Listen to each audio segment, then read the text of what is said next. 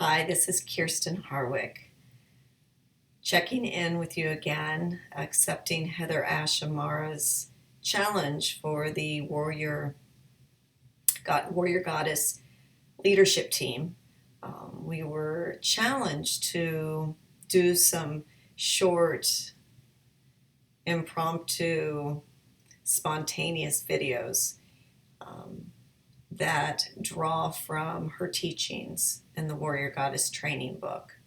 And last week, I spoke about aligning with life. And this week, I'm moving into chapter 4, which is, I want to say it correctly, ground your being and free your past. And I think these two chapters are very connected. I do want to touch on last week's offering that I gave, and a very good friend, someone I love very, very much, she gave me some feedback on that particular video and asked or challenged me to go a little bit deeper into the place of no choice. So I'm going to kind of start with that and then feed into chapter 4. So, in regards to no choice or being in this place of no choice, which seems all around us, I do want to reframe maybe my wording back to beyond my control. So, instead of saying no choice, I want to talk about times that I've felt there's absolutely no control. I have no control over it.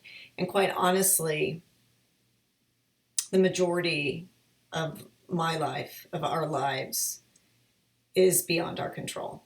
You know, even our health to some extent is beyond our control.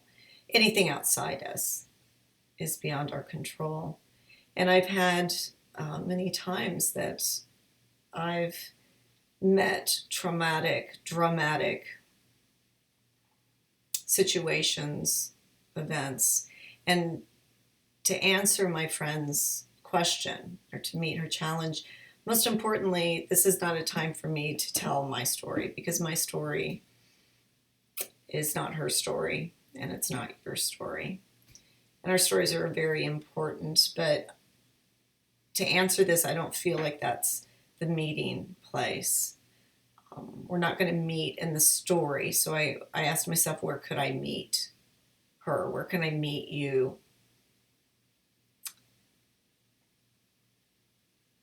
And it's in the feeling first that when you are in a place where things are out of control, where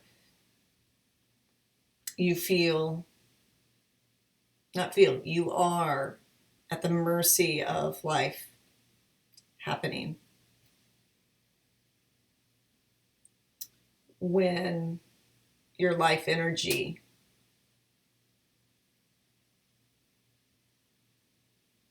is hard to connect to. When this has been something that I've encountered, there's still choice for me to go into it, to move away from it, to feel it, to numb to it. So even though outside me something's happening that I can't do anything about, there is a moment, an awareness that I need to find something I can do, some kind of baby step, even if it's a breath. And that gap between feeling connected, getting connected back to my energy,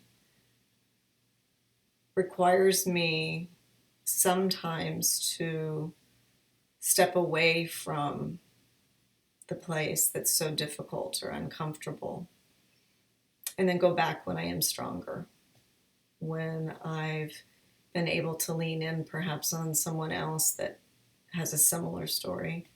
But ultimately, it's leaning in on myself, that I've somehow gathered back my energy, my strength, my resilience.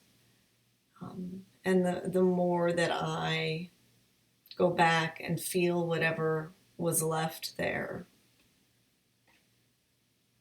the more I go back and accept what happened, the more my energy comes back to me. So that kind of leans into chapter 4, the second part of,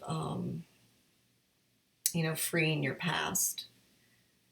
So I'm going to first talk about grounding your being, grounding, and that means a lot of things to people. The traditional grounding of ground into the earth or into the sky or lean into a tree, or there's all these practices, all these metaphors.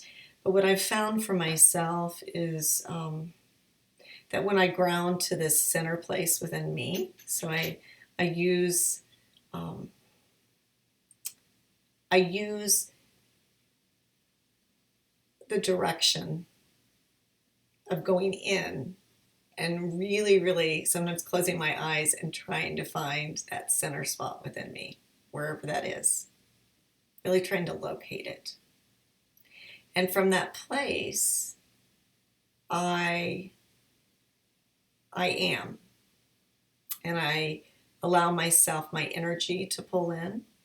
I allow myself to center into this world, into my body, into the situation.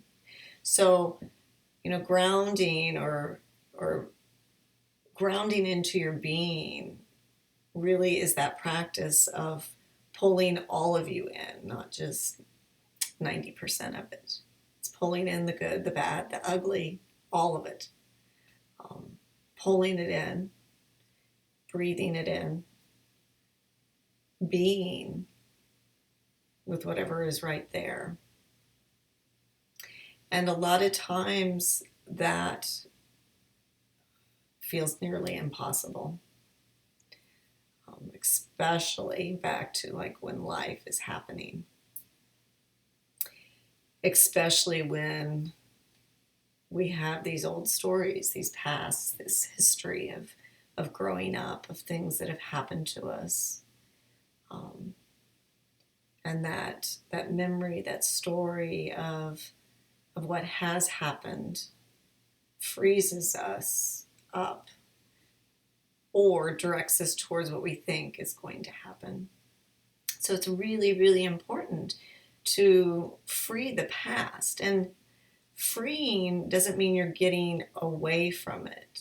It means you're authentically being with it, being with the past that has happened. You're accepting that it has happened. So the biggest part that I've had to work through is just childhood per se. There's numerous stories, beliefs, agreements, things that we've become because of our childhood. And I could, share stories of being given too much freedom as a kid. I had crazy hippie parents, and I never had curfews. I really had no boundaries. I was told, don't color in the lines. And so I grew up and probably the opposite side of a lot of people. Children are, by the time they get to the teenage years, they're wanting more freedom. And I was actually wanting more structure. And as I look back on that, I had a lot of anger, and or I just acted out of that. And a lot of my trajectory of where I went afterwards, even when I studied in college, what I created as far as my family, was all a reaction to to that which I had come from. And as I've gone along, I've begun to really, really appreciate the woman that I am today. That every part of that past, even though it did push me, or I maybe felt unsafe or unsure, um, it's part of me. And freeing yourself from your past is freeing yourself to love the past, or to maybe not even love the past, maybe hate the past, but to appreciate the past as this history and all the ingredients that are making you up right now. And so in that moment of reflection, I'd like to pause for a moment and give you the opportunity to really kind of ground into your center, wherever that center is, whether it's your heart or your stomach, whether it's the center of your forehead, wherever that center point is, and to ask yourself, what can I free myself of today, of the past? What can I witness and honor as part of my history, instead of judging it, or where is there an opening right now from that center place within you to appreciate something, or to honor, or to just release.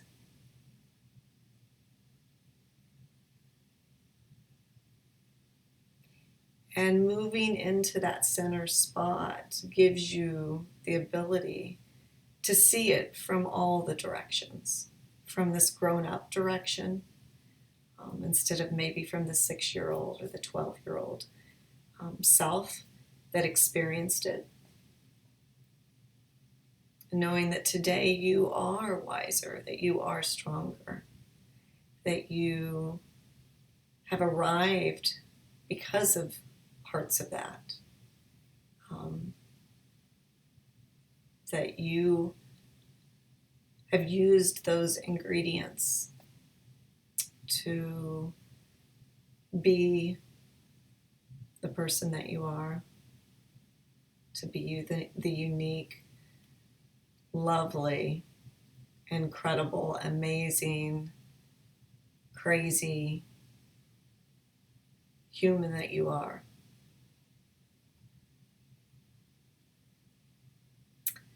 So until the next chapter, I challenge you to go to that center place and to find something that you're ready to free,